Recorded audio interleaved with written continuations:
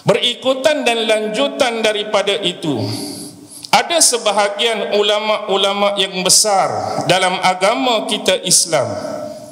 Mereka mencari sebab-sebab, mereka mencari faktor-faktor yang boleh berlaku atau memungkinkan seseorang tu kenapa mereka ni boleh menolak kebenaran. Sedangkan kebenaran itu secara jelas dan pasti datang daripada Nabi ni, datang daripada Rasul ni, utusan Allah, yang pasti confirmation 100%. Mereka tak akan menipu, mereka tak akan berbohong, mereka tak akan berdusta atas alasan dakwah dan risalah yang mereka bawa dan mereka pikul. Dan kita juga seharusnya tahu, setiap peringatan daripada Nabi dan Rasul pastinya semata-mata untuk jaminan kebahagiaan hidup kita semua manusia di dunia, bahkan lebih jauh membawa kebahagiaan itu sampai ke akhirat, sampai kita berjumpa dan bertemu dengan Allah Subhanahu wa taala. Tetapi kenapa boleh jadi dalam masyarakat, dalam lingkungan, di mana-mana sekalipun ada jenis-jenis manusia yang tak mau kebenaran, yang tolak kebenaran, yang nafikan kebenaran. Ulama-ulama ada menyenaraikan beberapa sebab-sebab kenapa boleh berlaku faktor-faktor penolakan ini. Saya sebut beberapa sebab sebagai contoh. Walaupun sebab-sebab ini sifat dia tidak absolut, sifat dia tidak muktamad. Mungkin ulama-ulama lain ada yang mengemukakan sebab-sebab yang lain. Tetapi contoh di antaranya, nombor satu ialah kerana adanya perasaan hasad dan dengki. Perasaan yang ada dalam diri kita ni, ada penyakit hasad, ada penyakit dengki. Ini salah satu penyakit. Dia bukan penyakit yang boleh diteropong, boleh dilihat, boleh ditengok, boleh dicek dengan mata kasar. Benda ni duduk dalam ni. Hasad ni jenis duduk dalam. Hasad ni jenis duduk dalam, dengki pun duduk dalam. Kalau pi klinik mana-mana, doktor tanya, pasal apa nampak layu lembek ni? Saya ada penyakit sikit lah. Sakit lagu mana? Hasad dengki. Ni bukan kepakaran saya lah, hampir cari orang lain.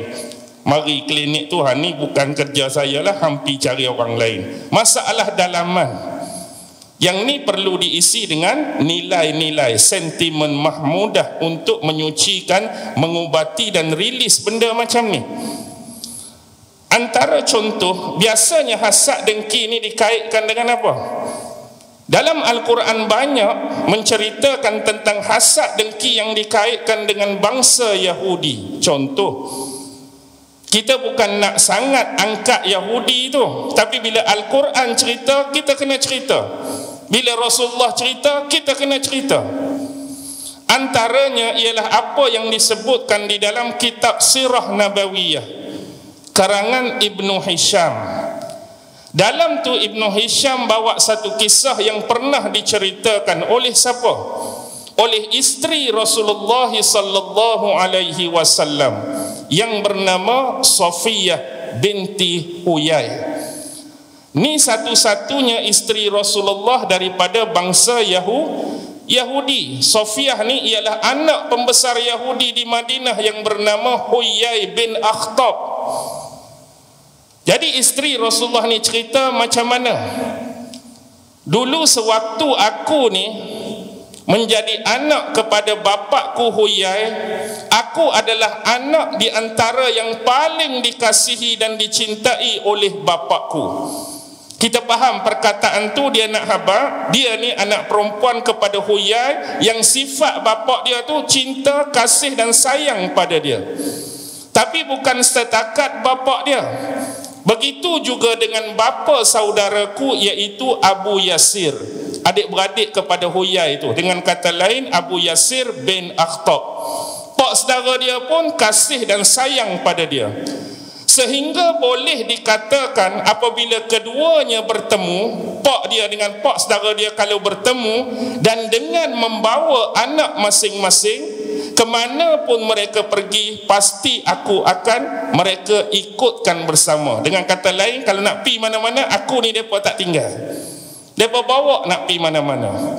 Nak jadi cerita pada suatu hari, dengar pada mereka keduanya perkhabaran kehadiran, kedatangan Nabi Muhammad sallallahu alaihi wasallam ke bumi Madinah. Umum bumi Madinah yang sebenarnya perkhabaran yang mereka berdua dengar tu, Nabi baru sampai di mana? Di bumi Quba. Kan Nabi hijrah dari Mekah ke Madinah, first Nabi sampai di Quba, khususnya di perkampungan Bani Amir bin Auf. Jadi bila kedua-duanya, bapa aku dengan pak saudara aku dengar benda ni, kemudian keesokan harinya mereka tu keluar waktu pagi-pagi lagi. Pagi-pagi mereka berdua dah keluar. Dan aku dapati mereka pulang bila menjelang terbenamnya matahari.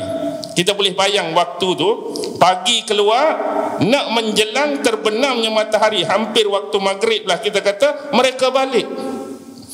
Mereka balik dalam keadaan sangat letih. Dan seolah-olah pada muka mereka tu, raut wajah mereka tu penat sungguh, letih sungguh. Sehingga kan bila kedua-duanya melalui dan melewati aku, seorang pun di antara keduanya tak berpaling pada aku. Dua ni duk jalan melewati aku, bapa aku pun tak berpaling ke aku, pak saudara aku hak kasih cinta pada aku tu pun tak berpaling ke aku. Tetapi aku dapat mendengar bilah-bilah perkataan mereka bercerita tentang seseorang. Apa yang disebutkan oleh pak saudaraku yang aku dengar ni, apakah kamu benar-benar meyakini dia adalah Rasul yang diceritakan dalam kitab Taurat kita? Pak saudara ni tanya bapa dia tu, apakah kamu yakin dia adalah Rasul yang diceritakan dalam kitab Taurat kita? Ya, benar. Bapa aku membenarkan, ya benar. Apakah kamu mengetahuinya dan menetapkannya tu memang benar-benar sungguh-sungguh? Ya.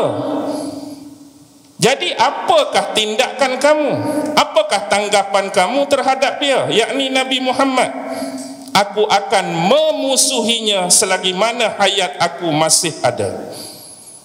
Daripada 3 dialog soalan dan 3 dialog jawapan ni, kita boleh nampak satu benda. Apa dia? Hasad dan dengki tadi. Kamu yakin tak dia Nabi yang diutuskan tu? Ya, dia meyakini Muhammad tu Nabi, Muhammad tu Rasul. Sungguh-sungguh dah kamu tahu, sungguh-sungguh dah kamu yakin dia tu? Ya. Jadi apa sikap kamu terhadap dia? Tanggapan kamu terhadap dia? Aku akan musuhi dia selagi hayat masih ada. Ini menunjukkan bahawa mereka mengetahui dan mengerti Muhammad itu adalah seorang Nabi dan Rasul yang terakhir. Tetapi kerana hasad dan dengkinya mereka terhadap Nabi Muhammad, khususnya dalam konteks bangsanya Arab tu, kerana orang-orang Yahudi mengimpikan Nabi dan Rasul terakhir yang keluar itu dari kalangan mereka, Bani Israel. Tu impian dan harapan mereka. Tapi kekecewaan ini tidak dapat ditebus kerana takdir Allah lebih daripada mereka. Muhammad dilahirkan di kalangan bangsa Arab. Jadi poin dia di sini, perasaan hasad dan dengki seseorang boleh membawa kepada menolak sesuatu kebenaran. Contoh macam tadilah,